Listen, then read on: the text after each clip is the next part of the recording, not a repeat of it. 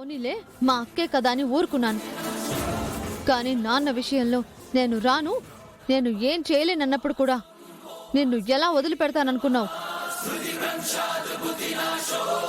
మర్యాదగా వస్తావా లేదా కాళ్ళు చేతులు కట్టేసి ఈడ్చుకుపోమ్మంటావా? అంత ధైర్యం ఉందా నీకు? ఎలా తీసుకెళ్తావో నేను చూస్తాను. నిన్ను తీసుకువెళ్ళడానికి ప్రత్యేకంగా ఏమైనా చేయాలా? రమ్మంటుంటే. హే!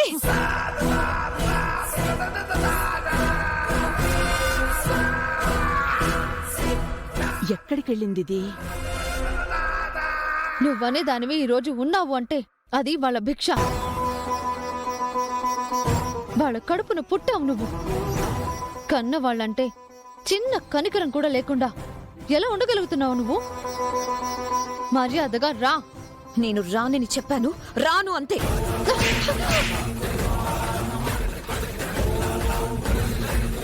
ఎందుకు రావు?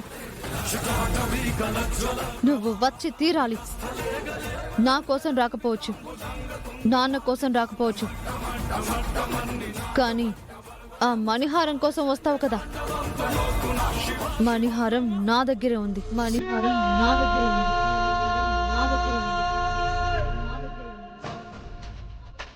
దాన్ని నేను ఎవ్వరికి దక్కనివ్వను. ఒకవేళ అది నా చేతుల్లో నుంచి పోయింది అంటే ఆ తర్వాత నీ భవిష్యత్ ఏంటో ఆలోచించు.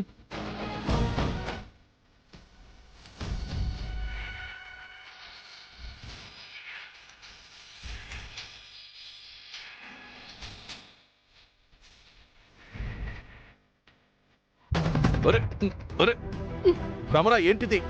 అసలేంటి మీ హడావుడి? ఏం చేస్తున్నారు మీరు? అసలు ఆ రోజాని ఇంట్లోంచి పంపించడానికి ఏదైనా ప్లాన్ చేస్తున్నారా లేదా?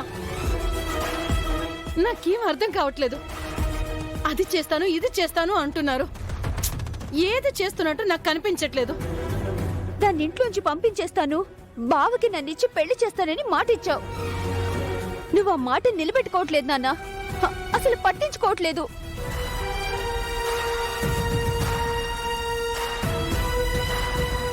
నిన్ను కాదు కదా, కన్న తల్లిదండ్రులను కూడా క్షమించను.